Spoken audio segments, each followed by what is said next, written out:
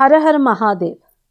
நாகா சாதுகள் பல போர்களை மேற்கொண்டிருக்காங்க அப்படின்னு சொன்னால் நீங்கள் நம்ப முடியுமா? நம்மளுக்கு இந்த கதையெல்லாம் எந்த ஒரு புத்தகத்துலேயும் பாட புத்தகத்துலேயும் சொல்லியிருக்க மாட்டாங்க. நம்ம வரலாறு மறக்க வச்சுட்டாங்க அப்படின்ட்டே சொல்லலாம் இந்த ஒரு வருஷம் காலமாகவே. சரி, இப்போ நாகா சாதுகள், சாதாரணமாக நம்ம சாதுகள் அப்படின்னாலே ரொம்ப அப்படியே சாந்தமாக இருக்கிறவங்க, சாதுவாக இருக்கவங்க, அமைதியாக இருக்கவங்க அப்படின்னு தான் நம்ம நினைப்போம்.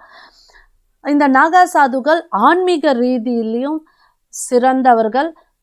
உலகத்தில் உள்ள எல்லா பற்றியும் விட்டு எல்லாமே ஈசன் அப்படின்ட்டு அந்த தன்னையே அந்த ஈசன் கிட்ட சமர்ப்பிக்கும் இந்த நாகா சாதுகள் அவங்க அந்த ஈசனை அடையிறதுக்கு ரொம்ப கடுமையான தவம்லாம் இருப்பாங்க.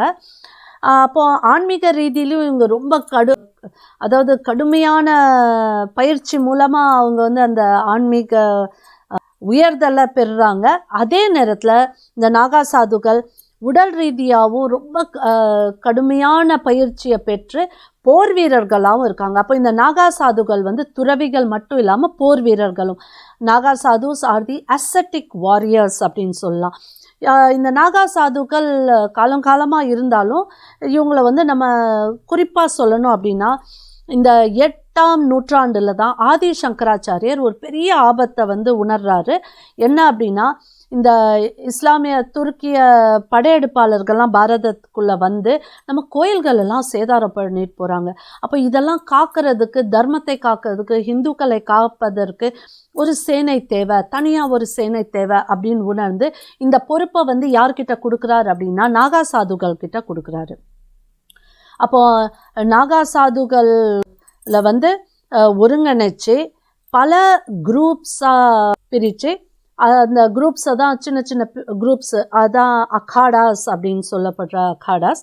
இங்கே இவங்களுக்கெலாம் சாவணி அப்படின்னா அந்த கேம்ப்ஸில் ஆர்ம்டு கேம்ப்ஸில் இவங்களுக்கு போர் பயிற்சிலாம் கொடுக்கப்படுது. ஆள்வீச்சு, ஈட்டி, திரிசூலம், கதை, இந்த மாதிரி பல ஆயுதங்களை வச்சு போர் பயிற்சி, குஸ்தி, ரெஸ்லிங் இதெல்லாம் சொல்லித்தரப்படுது. இவங்களை போருக்கு தயார் பண்ணப்படுறாங்க. இவங்களுக்கு எந்த வகையான பயமும் இல்லை, மரணத்து பயமும் கிடையாது. ஏன்னா உலகத்தில் எல்லாத்தையும் விட்டுட்டு வந்தவங்க ஆன்மீக ரீதியில் எல்லாமே இறைவன்ன்றக்கப்போ அந்த இறைவனோட கோயிலை காக்கிறது இவங்களோட பெரும் ஒரு தவமாகவே எடுத்து பயிற்சியை மேற்கொள்கிறாங்க. அப்போ இந்த ஆதி சங்கராச்சாரியரோட கான்செப்ட் என்ன அப்படின்னா, நம்மளோட சாஸ்திரங்கள், பாரதத்தோட முக்கியத்துவமே இந்த சாஸ்திரங்கள் தான். இந்த சாஸ்திரங்களை காப்பதற்கு சஸ்திரங்களையும் எடுத்தாக வேண்டும் என்றால் சஸ்திரங்களையும் எடுக்க வேண்டும். அப்போ சாஸ்திர ஞானம் மட்டும் இல்லாமல் இந்த சாஸ்திரத்தை காப்பதற்கு சஸ்திர ஞானமும் நம்மளுக்கு இருக்கணும். அப்போ தான் நாம் இந்த மாதிரி படையெடுப்பாளர்கள்லாம் நம்ம தர்மத்தையும் நம்ம கோயில்களையும் சேதாரப்படுத்தணும் நினைக்கிறவங்களுக்கு நாம் பதிலடி கொடுக்கறதுக்கு இந்த சஸ்திரம் எடுத்தே தான் ஆகணும். இது ஒன்றும் தப்பு கிடையாது. நாம் முதல்ல தாக்கலை, நாம் தற்காப்பு, செல்ஃப் டிஃபென்ஸ், இதுக்கான ப்ரொவிஷன் நம்மளோட ஐபிசியில், பாரத் நியாய சமிதாவில், கான்ஸ்டியூஷனுக்கு அடிப்படையில் உள்ள விஷயம்தான் இது. அதாவது ஒருத்தர் தாக்க வராங்க அப்படின்னா நாம் நம்மளை காப்பாற்றுறதுக்கு அவங்கள பதிலுக்கு தாக்கணும் அப்படிங்கிறது தப்பே கிடையாது அப்படிங்கிறதான் சட்டம் சொல்லுது. ஸோ அந்த வகையில் நம்மளோட கோயில்களை, நம்மளோட தர்மத்தை, நம்மளோட பாரத தேசத்தை காக்கணும், நம்ம இந்து மக்களை காக்கணும் என்றால், நாம் சாஸ்திரங்களை காக்கணும் என்றால் அதை சஸ்திர ஏந்திய எதிரிகள் வந்தால் அந்த சஸ்திரம் ஏந்திய எதிரிகளை விரட்டி அடித்து நம்ம சாஸ்திரத்தையும் தர்மத்தையும் மக்களையும் காப்பதற்கு நாமளும் சாஸ்திரத்தை எடுக்க வேண்டும் என்றால் சஸ்திரத்தை எடுத்தே ஆக வேண்டும் என்பதுதான் இதோட தாத்பரியம். சரி, இப்போ இந்த அகாடாஸ், இப்போது பல அக்காடாஸ் இருக்குது. அதில் என்னென்ன அக்காடாஸ் அப்படின்னா மகா நிர்வாண அக்காடா, அட்டல் அக்காடா, நிரஞ்சனி அக்காடா, ஆனந்த் அக்காடா, ஜுனா பைரவ் அக்காடா, ஆவாஹன் அக்காடா, அக்னி அக்காடா, படா உதாசின் பஞ்சாயத்தி அக்காடா, நயா உதாசின் அக்காடா, வைஷ்ணவ் அக்காடா, நாக்பந்தி கோரக்நாத் அக்காடா, நிர்மல் அக்காடா, நிர்மோஹி அக்காடா. இப்போ இந்த அக்காடாஸில் இந்த ஆவாகன் அக்காடான்னு சொன்னோம். இப்போது சமீபத்தில் இந்த மகா கும்பமேளா 2025 பிரயாக்ராஜில் நடந்துட்டுருக்க இந்த மகா கும்ப மேளாவில் 2வது நாள், அதாவது 14ஆம் தேதி வந்து முதல் அமிர்த ஸ்நானம் கான முக்கியமான தினம். அதாவது இந்த திரிவேணி சங்கமமான கங்கா, சரஸ்வதி, யமுனா சேர்ற அந்த திரிவேணி சங்கமத்தில் புனித நீராடுதல் அப்படிங்கிறது ஒரு மிக புண்ணியமான ஒரு செயலாக கருதப்படுது. அதில் வந்து இந்த அக்காடாஸ்க்கெலாம் ஒவ்வொரு நாள் ஒவ்வொரு டைமிங் அந்த மகாகும்ப அட்மினிஸ்ட்ரேஷன் வந்து இவங்களுக்கு ஒவ்வொரு டைமிங் கொடுத்துருக்காங்க. அதில் வந்து இந்த முதல் நீராடுதல், புனித நீராடுதல், அமிர்த ஸ்நானம் அப்படின்னு சொல்கிற இந்த அமிர்த நீராடுதல் வந்து இந்த ஆவாகன் அக்காடா இந்த 2025 மகாகும்பில் மேற்கொண்டிருக்காங்க. சரி, இப்போ வந்து நம்ம இந்த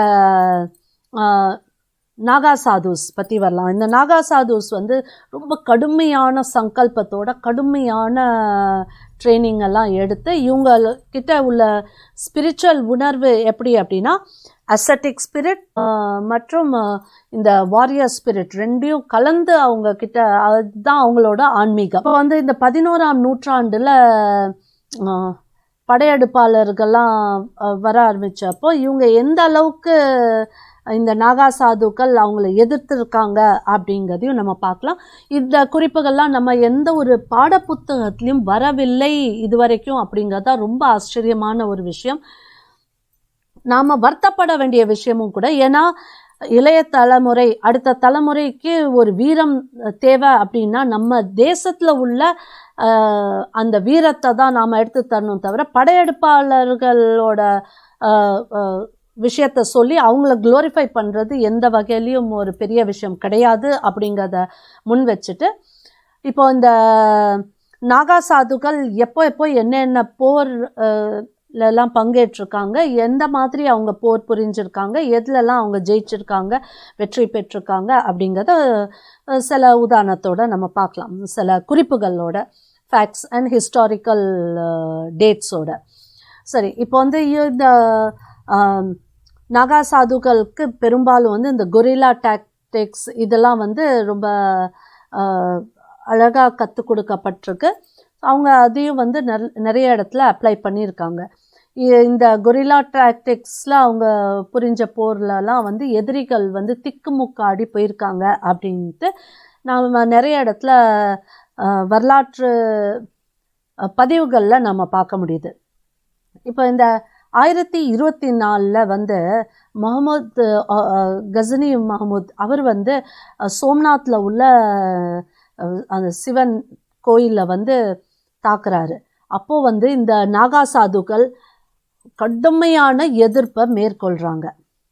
நாகா சாதுகளோட எண்ணிக்கை கம்மியாக இருந்தனால, திடீர்னு இந்த இவ்வளோ கஜனியோட பெரிய படை வந்தனால நாகா சாதுக்களால் அவங்கள வந்து தாக்கு பிடிக்க முடியலைன்னா கூட அவங்களோட வீரம், இப்படி நாகா சாதுக்கள் வந்து இந்த இஸ்லாமிய படையெடுப்பாளர்களை எதிர்க்கிறாங்களா அப்படிங்கிற அந்த ஒரு செய்தியும் அந்த ஒரு ஞாபகமும் நம்மளோட வரலாறில் இருந்திருக்கு அப்படின்ட்டு பதிவு செய்யப்பட்டிருக்கு. அதை நாம் திருப்பி எடுத்து நினைவு கொண்டாதான் நம்மளுக்கு அந்த நாகா சாதுகளோட பெருமை, அருமை நம்மளுக்கு தெரிய வரும். சரி, இப்போ வந்து 1192 வந்து இந்த நாகா சாதுகளில் பாபா பாலானந்த் அப்படின்ட்டு ஒருத்தர் இருந்தார். அவரோட தலைமையில் இந்த சன்னியாசிகளெல்லாம் கொண்டு அவர் வந்து ஷஹாபுதீன் கோரி எதிர்த்து 2ஆம் தரைன் போர், செகண்ட் பேட்டில் ஆஃப் தரைன்னு அவர் வந்து ஃபைட் பண்ணியிருக்காரு. இதெல்லாம் வந்து நம்மளுக்கு ரெக்கார்டட், ஆவணப்படுத்தப்பட்ட, பதிவு பண்ணப்பட்ட செய்திகள். அதே மாதிரி மகாராணா பிரதாப், மேவாரை சேர்ந்த மகாராணா பிரதாப் அவர் வந்து எப்போ முகல் படையெடுப்பாளர் அக்பரை எதிர்த்து அவர் போரிட்டாரோ அப்போது இந்த நாகா சாதுக்கள் மகாராணா பிரதாப் கூட சேர்ந்து இந்த முகலாயர்களை எதிர்த்து போரிட்டிருக்காங்க. இந்த நாகா சாதுக்கள் வந்து அந்த மகாராணா பிரதாப்போட சேனையோடு சேர்ந்து அவங்க போரிட்ட இடம் வந்து எங்கே அப்படின்னா ராஜஸ்தானில் உள்ள சப்லி தலாபுக்கும் ராணாகன் காட்டுக்கும் நடுவில் உள்ள பகுதியில் இந்த நாகா சாதுகள் போரிட்டு அந்த இடத்துல வந்து நாகா சாதுகள் அக்பரின் முகலாய படையை வந்து அங்கே விரட்டி அடித்ததா தோக்கடித்து விரட்டி அடித்ததா வரலாற்று பதிவுகள் இருக்குது. அந்த இடத்துல வந்து இன்றைக்கும் வந்து நம்ம நாகா சாதுகள் நிறைய பேர் வீரமரணம் அடைஞ்சிருக்காங்க அந்த போரில். அவங்க நினைவிடம் அங்கே இன்றைக்கும் இருக்குது அப்படிங்கிறது குறிப்பு. சரி, இப்போ 17ஆம் நூற்றாண்டில் வந்து அவுரங்கசீப்போட கடும் கொடூரத்தை எதிர்த்து அவங்க இந்த நாகா சாதுக்கள் முதல் தடவை 1664 அவுரங்கசீப்போட படை காஷி விஸ்வநாத் கோயிலில் வந்து தாக்குனப்போ ஆயிரக்கணக்கான நாகா சாதுக்கள் இந்த அவுரங்கசீப் படையை எதிர்த்து போரிட்டு அந்த காஷி விஸ்வநாத் கோயிலில் காப்பாற்றுறாங்க.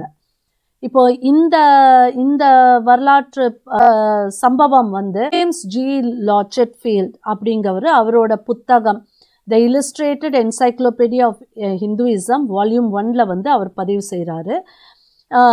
இதை வந்து அவர் எப்படி குறிப்பிடுறாரு அப்படின்னா, இது வந்து பேட்டில் ஆஃப் கியான்வாபி போர் அப்படின்ட்டு அவர் வந்து இந்த நிகழ்ச்சியை வந்து குறிப்பிடுறாரு.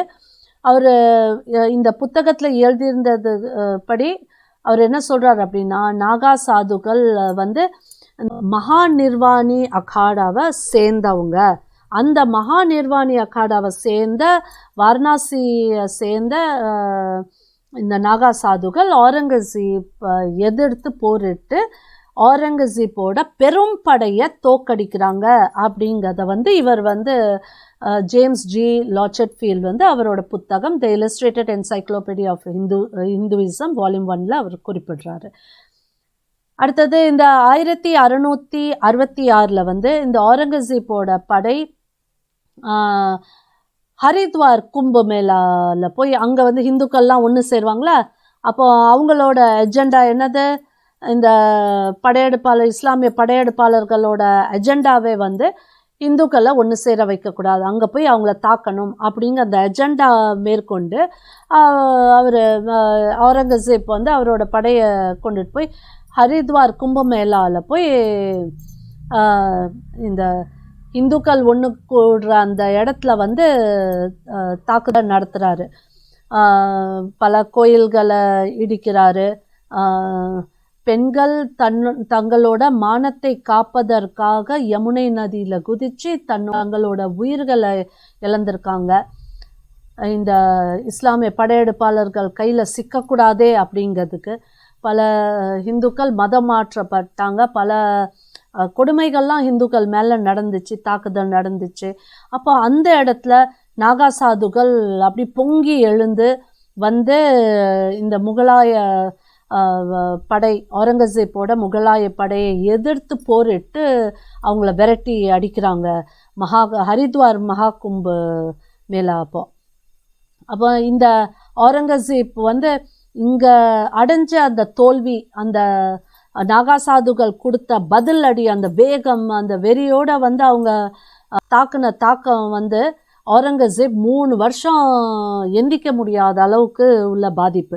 அவர் அந்த அளவுக்கு தோல்வியை சந்தித்து 1666 ஓடி போனவர் 1669 தான் திருப்பி 3 வருஷத்துக்கு அப்புறம் தான் அவர் வெளியில் வந்து திருப்பி வாரணாசியை அட்டாக் பண்ணுறதுக்கு வராரு. அதே மாதிரி 1751 பார்த்தீங்கன்னா அகமத் அலி பங்காஸ் அவர் வந்து பிரயாக்ராஜ் கும்பப்போ மாதிரி அவுரங்கசீப் 1666 நடத்தின தாக்கம் மாதிரி இன்னும் இந்த இந்துக்கள் கூடுற இடத்துல அங்கே வந்து தாக்கணும் அப்படின்ட்டு அவர் வந்து அங்கே அட்டாக் பண்ணுறப்போ 50,000 நாகா சாதுகள் இந்த அகமது அலி பங்காஸை எதிர்த்து போரிட்டு அகமது அலி பங்காஸையும் அவரோட சேனையும் விரட்டி அடித்து அவங்கள ஓட வச்சிடுறாங்க இந்த நம்ம நாகா சாதுகள். 1757 வந்து 4000 நாகா சாதுகள், இவங்க வந்து ஜுன் அகாடாவை சேர்ந்த நாகா சாதுகள், அவங்க வந்து 10,000 எண்ணிக்கை உள்ள ஆப்கான் படையெடுப்பாளர் அகமது ஷா அப்தாலியோட படையை வந்து தடுத்து நிறுத்தி அவங்கள வந்து மதுரா விருந்தாவன அவங்க சூறையாட வந்த இந்த அகமது ஷா அப்தாலியை விரட்டி அடித்தாங்க, தோக்கடித்து விரட்டி அடித்தாங்க. ஜுன் அகாடாவை சேர்ந்த 4000 நாகா சாதுக்கள். இந்த அப்தாலி வந்து இந்த கோகுல் சூறையாடணும் அப்படின்னு நினச்ச அந்த கனவு அவருக்கு கனவாகவே இருந்துச்சு. அவர் அதுக்கப்புறம் திருப்பி வரவே முடியலை. அப்போ 4000 நாகா சாதுக்கள் 1757 ஜுன் அகாடாவை சேர்ந்த நாகா சாதுக்கள் 10,000 எண்ணிக்கை உள்ள ஆப்கான் படையெடுப்பாளரான அகமது ஷா அப்தாலி அவர் மதுரா விருந்தாவனை சூறையாடிட்டு அப்போ இந்த நாகா சாதுக்கள் அந்த அப்தாலியோட படையை தாக்கி அவங்கள தோக்கடிச்சு விரட்டி அடிச்சிட்டாங்க. அப்படிங்கிறது எவ்வளோ பெரிய செய்தி, எவ்வளோ சிறப்பான செய்தி. இதெல்லாம் நம்ம குழந்தைகளுக்கு பாடப்புத்தகத்தில் இருந்தால் தானே நம்மளுக்கு அந்த முக்கியத்துவம் தெரியும். இதெல்லாம் சொல்லாத வரைக்கும் மக்கள் என்ன மனோபாவத்தில் இருப்பாங்க அப்படின்னா, ஐயோ படையெடுப்பாளர்கள் நம்மளோட ஸ்ட்ராங் அப்படின்னு. கிடையாது, படையெடுப்பாளர்கள் ஸ்ட்ராங் கிடையாது, நம்ம ஆட்களோட ரெசிஸ்டன்ஸ் இன்னும் ஸ்ட்ராங்கராக இருந்திருக்கு அப்படிங்கிறதான் உண்மையான விஷயம். அதை இன்னும் கடைசிலையும் நம்ம பார்க்கலாம்.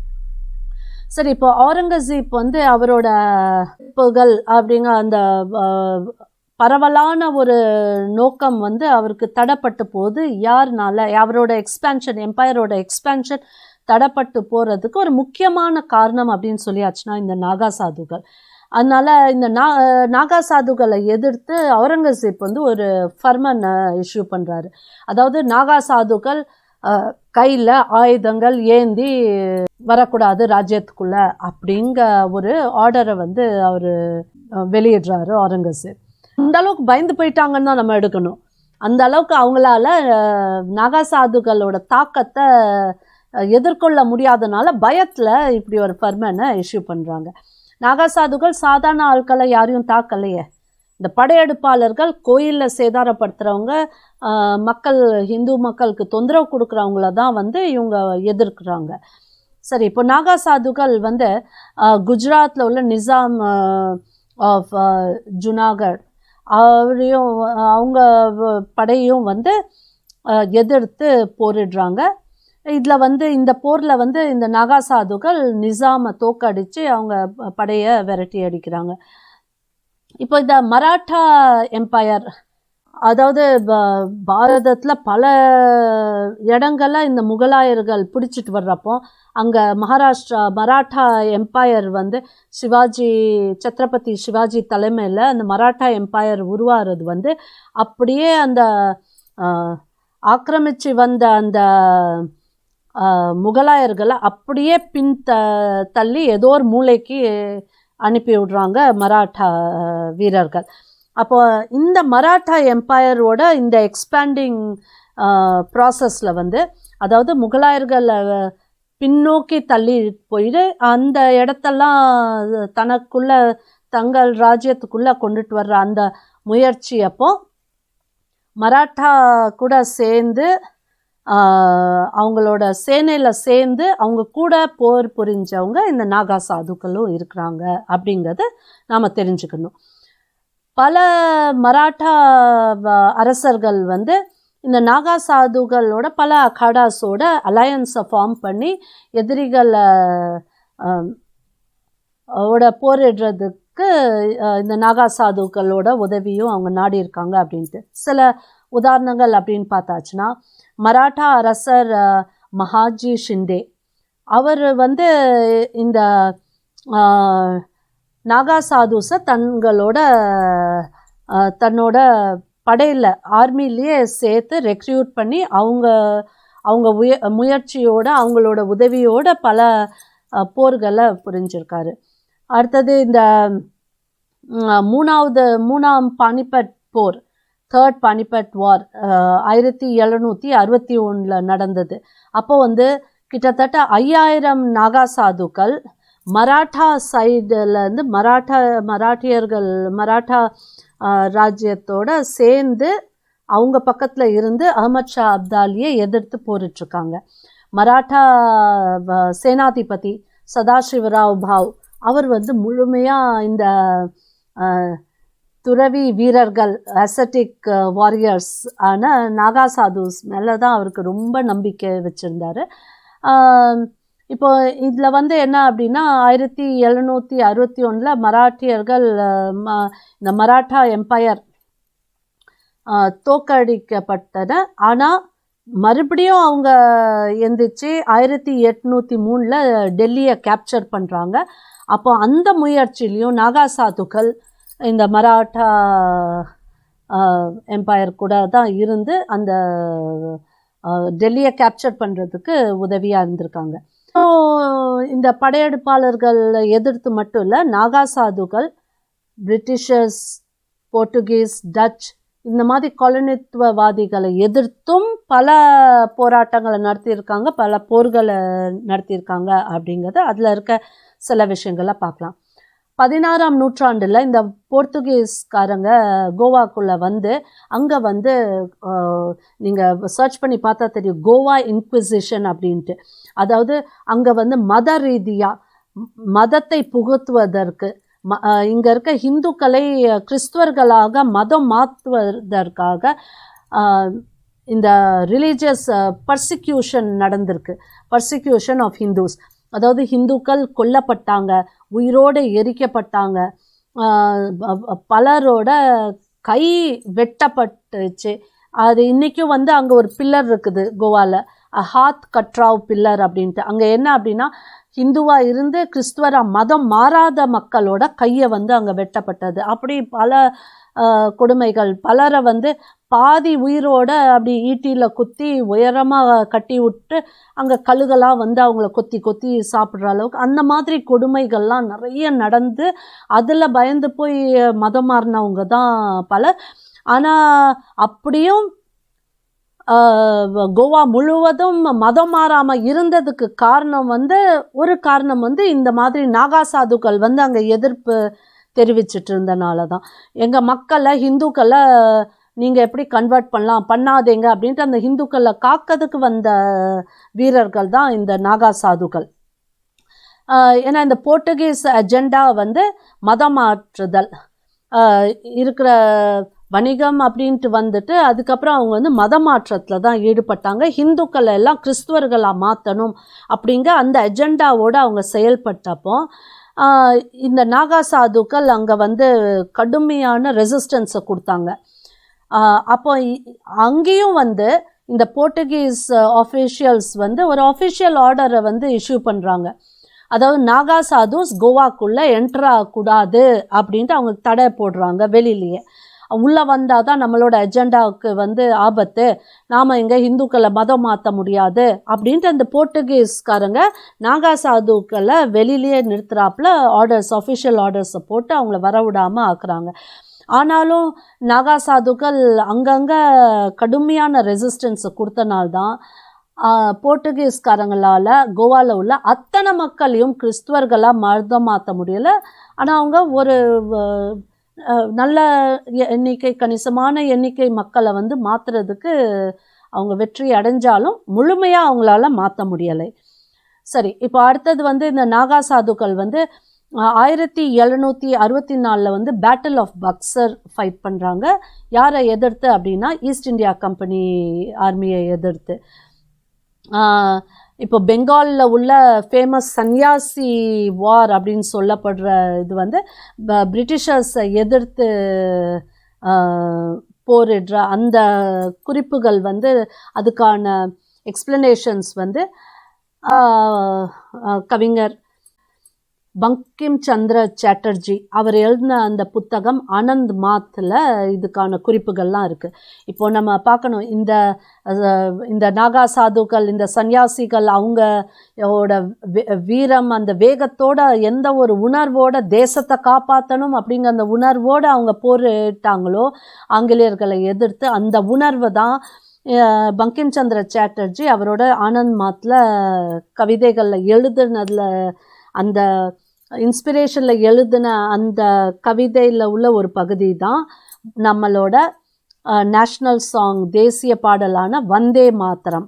இப்போ இந்த வந்தே மாத்திரமோட இன்ஸ்பிரேஷன் யாருன்னு பார்த்தோம்னா அது அந்த நாகா சாதுக்கள் தான். இந்த நாகா சாதுகள் 1857 முதல் சுதந்திர போர், ஃபர்ஸ்ட் வார் ஆஃப் இண்டிபெண்டன்ஸ்லேயும் இவங்களோட பங்கேற்பு நிறைய இருந்திருக்கு. இதெல்லாமே வந்து பிரிட்டிஷோட ரெக்கார்ட்ஸில், பிரிட்டிஷர்ஸ் அவங்களோட ரெக்கார்ட்ஸ் எழுதியிருப்பாங்களா, பதிவு செஞ்சுருப்பாங்களா, அதில் வந்து இதெல்லாம் சொல்லப்பட்டிருக்கு. அதில் என்ன சொல்கிறாங்க அப்படின்னா, இந்த பெட்டாலியன் ஆஃப் நாகா சாதுஸ் அவங்க வந்து டெல்லியை, அந்த முதல் சுதந்திர போகிறப்போ டெல்லியை சீஸ் பண்ணுறதுக்கு, டெல்லியை கைப்பற்றுறதுக்கு இவங்கெல்லாம் பங்கேற்றிருந்தாங்க அப்படின்ட்டு. ஒரு ரொம்ப கொடூரமான பேட்டில் என்ன அப்படின்னா பத்லி கி செராய். இதில் வந்து இந்த நாகா சாதுகள் ரொம்ப ஃபெரோஷியஸாக ஆங்கிலேயர்களை, இந்த பிரிட்டிஷ் கண்டின்ஜென்ட்டை அட்டாக் பண்ணியிருக்காங்க, ஈஸ்ட் இந்தியா கம்பெனியோட ஆர்மியை அப்படிங்கிறதும் குறிப்பில் இருக்குது.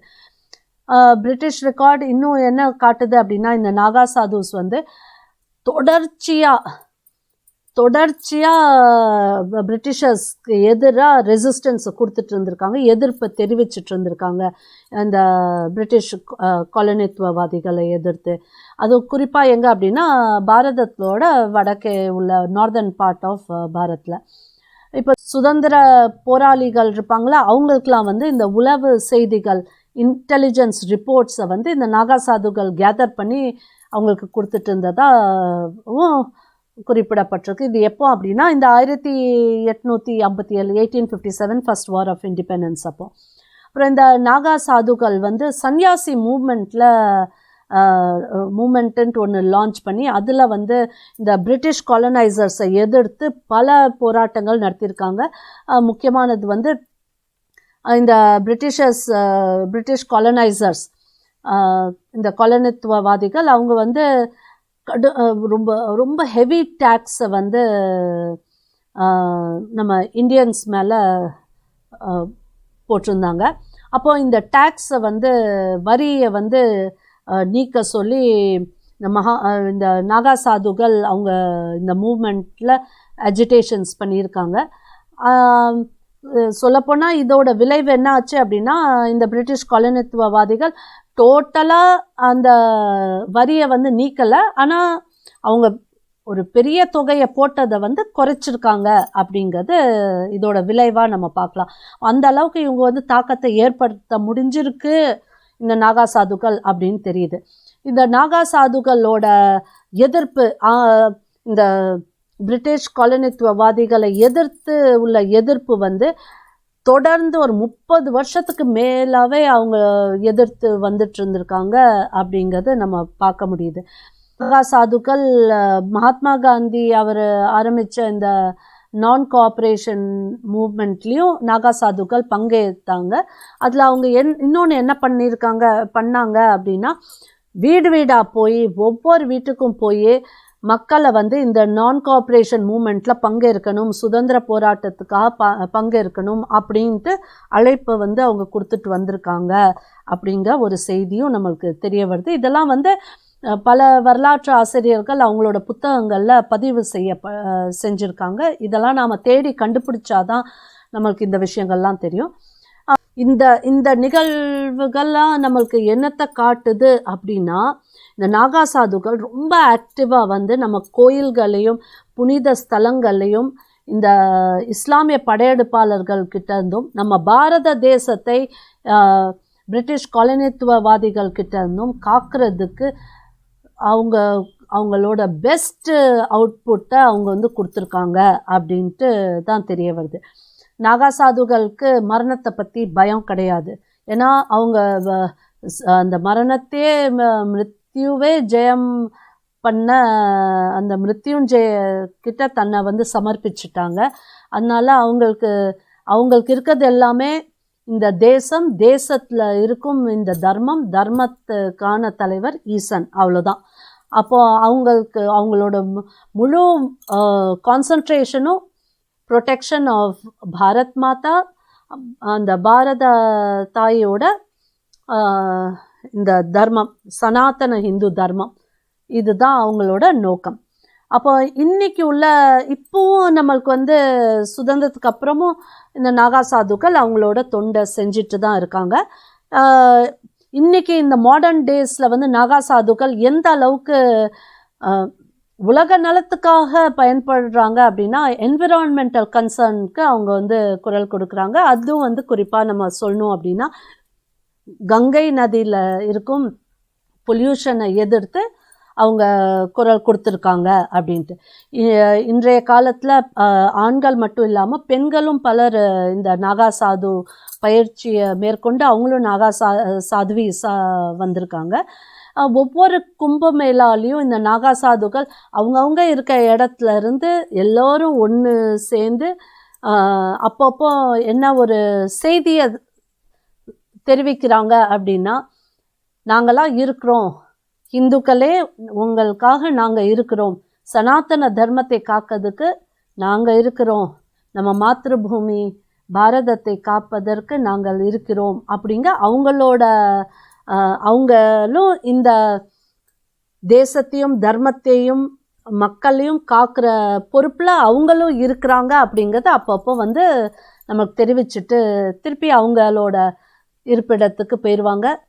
இந்த துருக்கிய முகலாய படையெடுப்பாளர்கள் இந்த கொள்ளைக்காரர்களாகவும் பலாத்காரிகளாகவும் இவங்க வந்தது வந்து நம்மளோட சிறப்பான பெருமைக்குரிய வரலாறு கிடையாது.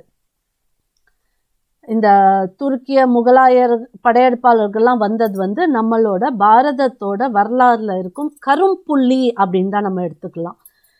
இந்த போர்ச்சுகீஸ், டச், பிரிட்டிஷ் காலனித்துவவாதிகள் இவங்கெல்லாம் வந்த அந்த காலகட்டம், அவங்களோட அந்த காலனித்துவ காலகட்டம் அப்படிங்கிறது நம்மளோட பெருமை மிக்க பாரதத்தோட பெருமை மிக்க வரலாறு கிடையாது. இந்த போர்ச்சுகீஸ், டச், பிரிட்டிஷ் காலனித்துவவாதிகள் வந்து கொஞ்ச நாள் நம்ம மேலே ஆதிக்கத்தை செலுத்தின அந்த காலகட்டத்தை வந்து நாம் வந்து நம்ம பாரத தேசத்து மேலே விழுந்த ஒரு கிரகணம் அப்படின்ட்டே வச்சுக்கலாம். அது வந்து சில நூற்றாண்டுக்கான இந்த மாதிரி கஷ்டங்கள். உண்மையான பாரதத்தோட பெருமை எது அப்படின்னா நம்மளோட வீரர்கள். இந்த மாதிரி இந்த படையெடுப்பாளர்களும் காலனித்துவவாதிகளும் வந்தவங்கள தொடர்ச்சியாக எதிர்ப்பு தெரிவிச்சுட்டே இருந்தாங்களே, அவங்க தான் நம்மளோட உண்மையான வீரர்கள். இவங்கள தான் நாம் வந்து வரலாறுல போற்றணும். நம்ம குழந்தைகளோட பாட புத்தகங்களில், பள்ளி கல்லூரி பாட புத்தகங்களில் நம்ம இந்த வீரர்களை பற்றி தான் நம்ம பேசணும் தவிர படையெடுப்பாளர்கள் காலனித்துவவாதிகளை பற்றி நாம் பேசக்கூடாது. ஏன் அப்படின்னா இந்த வீரர்கள் தான் தொடர்ச்சியாக எதிர்ப்பு தெரிவிச்சிட்டு இருந்தாங்க. அடிமையாக ஆகலை. அவங்க எவ்வளோதான் இந்த இஸ்லாமிக் இன்வேடர்ஸும் இந்த பிரிட்டிஷ் காலனைசர்ஸும் வந்தாலும் அவங்களால இந்த ஹிந்துக்களை வந்து தங்களோட அடிமையாக ஆக்க முடியலை முழுமையாக. ஒரு நெக்லிஜிபிள் நம்பர் ஹிந்துக்கள் வந்து ஒருவேளை பயத்தினாலேயோ இல்லாட்டி சில லாபத்தை நோக்கியோ அவங்க வந்து இந்த படையெடுப்பாளர்களோட இஸ்லாமிய மதத்துக்கோ இல்லாட்டி இந்த காலனித்துவவாதிகளோட கிறிஸ்துவ மதத்துக்கோ இவங்க மாறி இருக்கலாம். ஆனால் பாரதம் என்றைக்குமே இவங்களுக்கு அடிமையாக ஆனது கிடையாது. இந்த எக்ஸ்டர்னல் ஃபோர்ஸஸ் வந்து நம்மளை அடிமை பண்ணலை. கொஞ்ச நேரம் கொஞ்சம் அப்படி ஆக்கிரமித்து வச்சுருந்தாங்க தவிர அடிமையாக ஆக்க முடியலை. அவங்க கட்டுக்குள்ளே நம்மளை கொண்டுட்டு வர முடியலை அப்படிங்கிறத நாம் வந்து உணரணும்.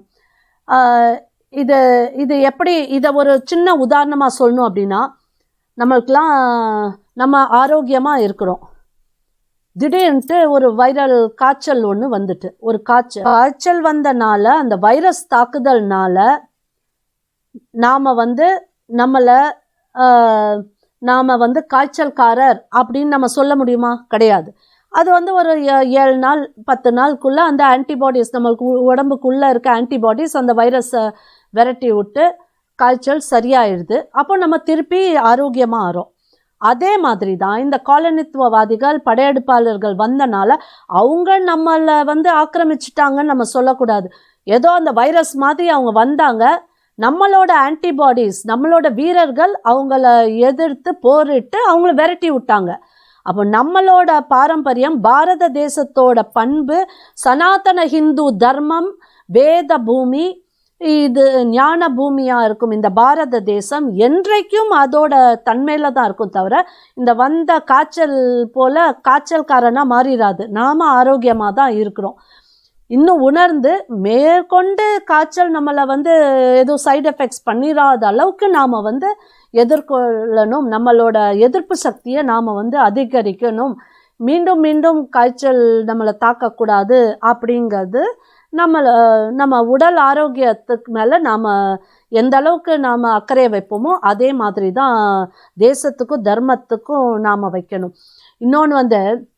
இன்னொரு சின்ன உதாரணம் சொல்லணும் அப்படின்னா, இந்த படையெடுப்பாளர்கள் கொலனித்துவவாதிகள் கருவேப்பிலை காம்பு மாதிரின்னு சொல்லலாம்.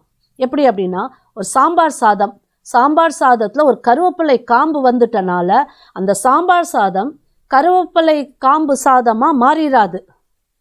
சாம்பார் சாதம் தான். கருவேப்பிலை காம்பு வந்துட்டுனா அதை அப்படியே எடுத்து தூர போட்டுட்டு சாதத்தை நம்ம சாப்பிடுவோம். அப்படி தான் நம்ம வரலாறும் இருக்கணும்.